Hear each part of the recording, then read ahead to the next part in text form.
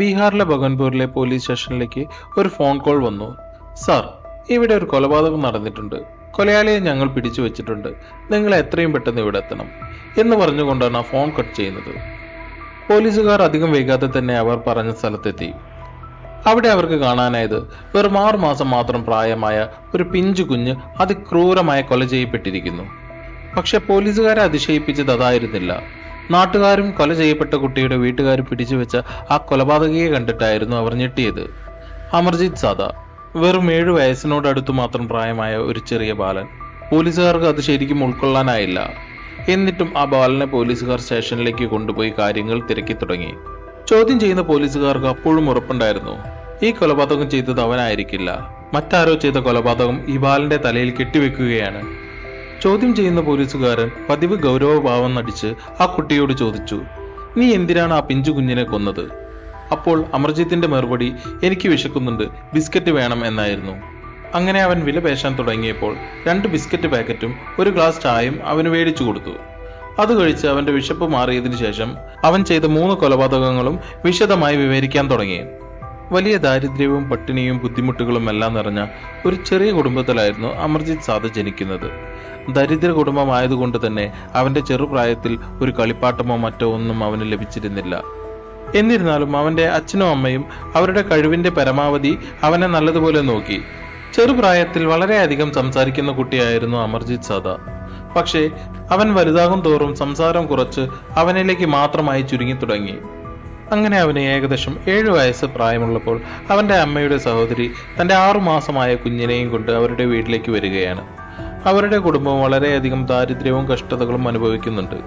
അവർക്കപ്പോഴാണ് ഒരു വീട്ടുജോലി ലഭിക്കുന്നത്. അപ്പോഴത്തെ അവരുടെ സാഹചര്യത്തിൽ കുട്ടിയെ കൂടെ കൊണ്ടുപോകാൻ പറ്റാത്തത് കൊണ്ട് കുഞ്ഞിനെ അമർജിത് സാദയുടെ അമ്മയുടെ കയ്യിൽ ഏൽപ്പിക്കാനാണ് അവർ വന്നത്. ഇത് അമർജിത് സാദയുടെ അമ്മയ്ക്ക് താല്പര്യമില്ലെങ്കിലും താൻ ജോലി ചെയ്ത് ലഭിക്കുന്ന ശമ്പളത്തിലെ ഒരു ഭാഗം തരാമെന്ന് പറഞ്ഞപ്പോൾ അമർജിത്തിന്റെ അമ്മ സമ്മതിച്ചു. ആ കുഞ്ഞിനെ അമർജിത് സാദയുടെ അമ്മ സ്വന്തം കുഞ്ഞിനെ പോലെ വളരെയധികം സ്നേഹത്തോടെയായിരുന്നു നോക്കിയിരുന്നത്. അങ്ങനെ ഒരു ദിവസം അമർജിത് സാദയുടെ അമ്മയ്ക്ക് ചന്തയിലേക്ക് സാധനങ്ങൾ മേടിക്കേണ്ട ആവശ്യങ്ങൾക്കായി പുറത്തു പോകേണ്ടി വന്നപ്പോൾ അമർജിത് സാദയുടെ അമ്മ തന്റെ മകനെ ആ കുഞ്ഞിനെ നോക്കാൻ വേണ്ടി ഏൽപ്പിച്ചു. അമ്മ തന്റെ കാഴ്ചയിൽ നിന്നും പോയി എന്ന് ഉറപ്പായപ്പോൾ അവൻ നേരെ ഉറങ്ങിക്കിടക്കുന്ന ആ കുഞ്ഞിന്റെ അടുത്തേക്ക് പോയി. എന്നിട്ട് അവൻ കുറച്ചു നേരം ആ കുഞ്ഞിന്റെ മുഖത്തേക്ക് നോക്കിയിരുന്നു. ശേഷം ആ കുഞ്ഞിന്റെ ചെവിയിൽ ശക്തിയായി നുള്ളാൻ തുടങ്ങി. അങ്ങനെ വേദന കൊണ്ട് ആ കുഞ്ഞ് ഉണരുകയും കരയാനും തുടങ്ങി. കുഞ്ഞിന്റെ കരച്ചിൽ കണ്ടപ്പോൾ അമർജിത് പൊട്ടിച്ചിരിക്കാനും വീണ്ടും വീണ്ടും ശക്തിയായി നുള്ളാൻ തുടങ്ങി. കുഞ്ഞിന്റെ കരച്ചിൽ ശക്തിയായപ്പോൾ അവൻ പതിയെ ആ കുഞ്ഞിന്റെ കഴുത്തിൽ തന്റെ കൈകൊണ്ട് പതിയെ അമർത്തി. ഓരോ തവണ ശക്തിയായി അമർത്തുമ്പോഴും കുഞ്ഞു കരയുന്നതിന്റെ ശബ്ദം കുറഞ്ഞുകൊണ്ടിരുന്നു. അങ്ങനെ അവൻ കൂടുതൽ ശക്തി പ്രയോഗിച്ച് അമർത്തി പിടിച്ചിരുന്നു. ആ കുഞ്ഞിന്റെ ശബ്ദം പൂർണ്ണമായും നിലച്ചു എന്ന് ഉറപ്പുവരുത്തി അവൻ പതിയെ തന്റെ കൈകൾ ആ കുഞ്ഞിന്റെ കഴുത്തിൽ നിന്ന് എടുത്തു. അവൻ അതിനുശേഷം വീണ്ടും നുള്ളി നോക്കി. പക്ഷെ ഈ തവണ കുഞ്ഞു കരയുന്നില്ല. അപ്പോഴേക്കും ആ കുഞ്ഞു പ്രാണൻ ആ ശരീരത്തിൽ നിന്നും പോയിരുന്നു. അതിനുശേഷം അമർജിത് സാദ ആ കുഞ്ഞിനെയും എടുത്ത് തന്റെ വീടിന്റെ പുറകിലുള്ള വയൽ ലക്ഷ്യമാക്കി നടന്നു. എന്നിട്ട് ആ കുഞ്ഞു മൃദുശരീരം ആ വയലിന്റെ ഓരത്ത് വെച്ച് അതിനുശേഷം അടുത്തുണ്ടായ ഒരു ചെറിയ ഇഷ്ടിക കഷ്ണം എടുത്ത് ആ മരിച്ചു കിടക്കുന്ന കുഞ്ഞിന്റെ തല ലക്ഷ്യമാക്കി ആഞ്ഞടിച്ചു. വെറും 6 മാസം മാത്രം പ്രായമായ കുഞ്ഞായതുകൊണ്ട് ആദ്യത്തെ അടിയിൽ തന്നെ ആ കുഞ്ഞിന്റെ തല വിളർന്നു പോയിരുന്നു. അത് കണ്ട് അവൻ പൊട്ടിച്ചിരിച്ചു. ശേഷം ഒരു കമ്പെടുത്ത് ഒരു ചെറിയ കുഴിയുണ്ടാക്കി അതിൽ ആ കുഞ്ഞിനെ ഇട്ട് കുഴിച്ചു മൂടി. അതിനുശേഷം അവൻ ഒന്നും സംഭവിക്കാത്തതുപോലെ തിരിച്ച് വീട്ടിനകത്തേക്ക് വന്ന് അവൻ ആ പൊട്ടിയ കളിപ്പാട്ടം എടുത്ത് വീണ്ടും കളിക്കാൻ തുടങ്ങി. അങ്ങനെ അമ്മ ചന്തയിൽ പോയി തിരിച്ചെത്തി അകത്ത് കയറി ചെന്ന് നോക്കിയപ്പോൾ കുഞ്ഞിനെ കാണാനില്ല. അവൾ തന്റെ മകനോട് ചോദിച്ചു, കുട്ടി എവിടെയെന്ന്. അവനൊരു കൂസലും കൂടാതെ പറഞ്ഞു, ഞാൻ അവനെ കൊന്നു. ഇത് കേട്ടപ്പോൾ തന്നെ അമർജിത്തിന്റെ അമ്മയ്ക്ക് തല കറങ്ങാൻ തുടങ്ങി. അവൾ വീണ്ടും ചോദിച്ചു. അപ്പോഴെല്ലാം അവൻ ഒരേ ഉത്തരം തന്നെ പറഞ്ഞുകൊണ്ടിരുന്നു. അപ്പോഴും അവൾക്കത് വിശ്വാസമായില്ല. പിന്നെ അവൾ ആ ചോദ്യം മാറ്റി ചോദിച്ചു, നീ കുട്ടിയെ ഒളിപ്പിച്ചു വെച്ചതാണോ? ആ ചോദ്യത്തിന് അവൻ അതേ എന്ന് തലയാട്ടി. അപ്പോഴാണ് അവൾക്ക് ശ്വാസം നേരെ വീണത്. എന്നിട്ട് അവനോട് ഒളിപ്പിച്ചു വെച്ച സ്ഥലം കാണിച്ചു തരാൻ പറഞ്ഞു. അപ്പോൾ അവൻ തന്റെ അമ്മയെ കൂട്ടി വീടിന്റെ പുറകുവശം വഴി വയലിലേക്കാണ് നടന്നത്. അത് കണ്ടപ്പോൾ തന്നെ അവളുടെ നെഞ്ചൊന്ന് പിടഞ്ഞു. ഇത്രയും ചൂടുള്ള വെയിലത്ത് എന്തിനാടാ നീ കുഞ്ഞിനെ വയലിൽ ഒളിപ്പിച്ചത്? നിനക്ക് വീടിനകത്ത് ഒളിപ്പിച്ചുകൂടായിരുന്നു. ഇത് പറയുമ്പോഴും അവൾക്ക് ഉറപ്പുണ്ടായിരുന്നു കുഞ്ഞിനൊന്നും സംഭവിച്ചിട്ടില്ല എന്ന്. പക്ഷെ ആ സത്യം മനസ്സിലാക്കാൻ അധികം സമയം വേണ്ടി വന്നില്ല. ഇളകി കടന്ന ഒരു മൺകൂന ചൂണ്ടിക്കാണിച്ച് അവൻ പറഞ്ഞു, അതിനിടയിലാണ് ഞാൻ കുഞ്ഞിനെ ഒളിപ്പിച്ചു വെച്ചത്. അവൾ വേഗം തന്നെ ആ മൺകൂന തന്റെ കൈകൊണ്ട് വാരി മാറ്റി. അവൾക്ക് ആദ്യം തന്നെ തന്റെ കയ്യിൽ തടഞ്ഞത് അടികൊണ്ട് തകർന്ന കുഞ്ഞു തലയായിരുന്നു. എന്ത് ചെയ്യണമെന്നറിയാതെ മരവിച്ചു നിൽക്കുകയായിരുന്നു അമർജിത് സാദയുടെ അമ്മ. തന്റെ ഭർത്താവ് വന്നപ്പോൾ കാര്യങ്ങളെല്ലാം അവൾ വിവരിച്ചു. അന്ന് അയാൾ അവനെ കെട്ടിയിട്ട് നേരം വെളുക്കുവോളം തല്ലി. അപ്പോഴും അവർക്ക് രണ്ടുപേർക്കും എന്ത് ചെയ്യണമെന്ന് അറിയില്ലായിരുന്നു. തന്റെ സഹോദരിയോട് ഞാൻ ഇനി എന്തുത്തരമാണ് നൽകേണ്ടത്? അത് ആലോചിക്കുമ്പോൾ തന്നെ അവൾക്ക് ആ ഭൂമി പിളർന്ന് താഴോട്ട് പോയാൽ മതി എന്ന അവസ്ഥയിലായി. അങ്ങനെ ഒരു മാസം കഴിഞ്ഞ് തന്റെ കുഞ്ഞിനെ കാണാൻ വേണ്ടി വന്ന അമർജിത് സാദയുടെ അമ്മയുടെ സഹോദരി അറിയുന്നത് തന്റെ കുഞ്ഞിന്റെ മരണവാർത്തയാണ്. അമർജിത് സാദയുടെ അച്ഛനും അമ്മയും അവരുടെ കാലിൽ വീണ് അപേക്ഷിച്ചു, ഇത് പുറത്തു പറയരുത്, അങ്ങനെ പറഞ്ഞാൽ തന്റെ കുട്ടിയുടെ ഭാവി ഇല്ലാതാകും. അവർക്കത് എങ്ങനെ സാധിച്ചു എന്നറിയില്ല. ആ സംഭവം അവർ പുറത്തു പറഞ്ഞില്ല. ഈ സംഭവങ്ങളെല്ലാം നടക്കുമ്പോൾ അമർജിത് സാദയുടെ അമ്മയുടെ വയറ്റിൽ മറ്റൊരു കുഞ്ഞ് വളരുന്നുണ്ടായിരുന്നു.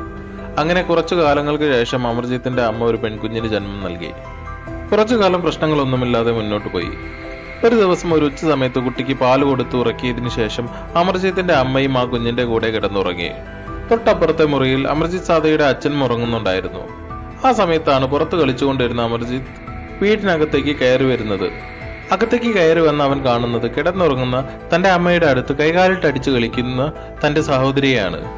അവൻ അവളുടെ അടുത്തേക്ക് നടന്നു.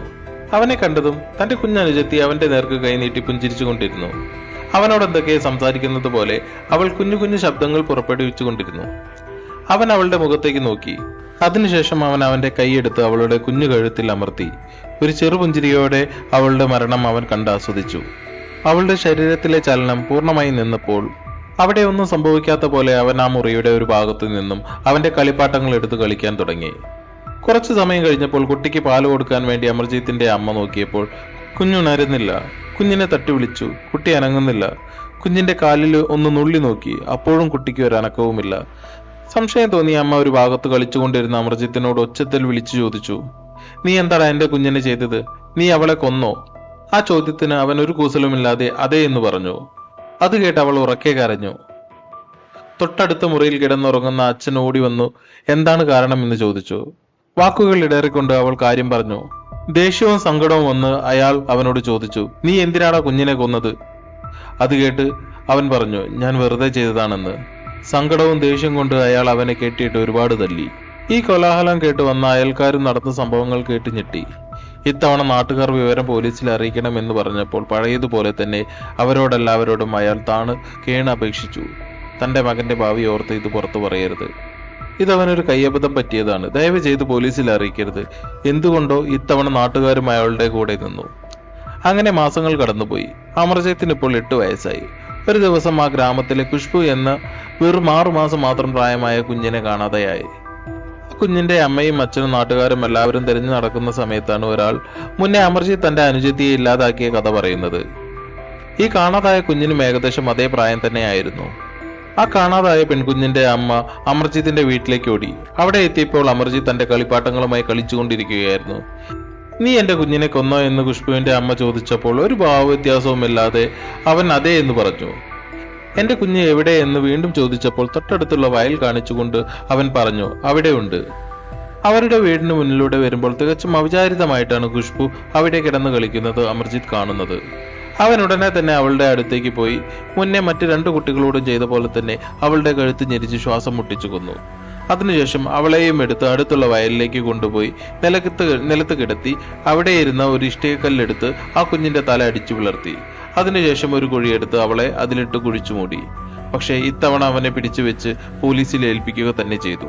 എന്തിനാണ് ഈ കുഞ്ഞുങ്ങളെ എല്ലാം കൊന്നത് എന്ന് പോലീസ് ചോദിക്കുമ്പോൾ വെറുതെ എന്ന് മാത്രമാണ് അവൻ ഉത്തരം പറയുന്നത്.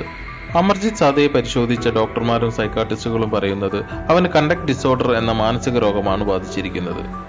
എന്താണ് ഈ കണ്ടക്ട് ഡിസോർഡർ? ചെറുപ്രായത്തിൽ 18 വയസ്സിന് മുന്നേ വരെ ഇതിനെ ആന്റി സോഷ്യൽ പേഴ്സണാലിറ്റി ഡിസോർഡർ എന്ന് പറയാറില്ല. അതിനു പകരം പറയുന്ന പേരാണ് കണ്ടക്ട് ഡിസോർഡർ. പെരുമാറ്റ രീതിയിലുള്ള വൈകല്യത്തെയാണ് ഇങ്ങനെ പറയുന്നത്. ഇത് 18 വയസ്സിന് ശേഷവും തുടരുകയാണെങ്കിലാണ് ആന്റി സോഷ്യൽ പേഴ്സണാലിറ്റി ഡിസോർഡർ എന്ന് പറയുന്നത്. ഇപ്പോഴത്തെ അറിവ് വെച്ച് അമർജിത്ത് സാദ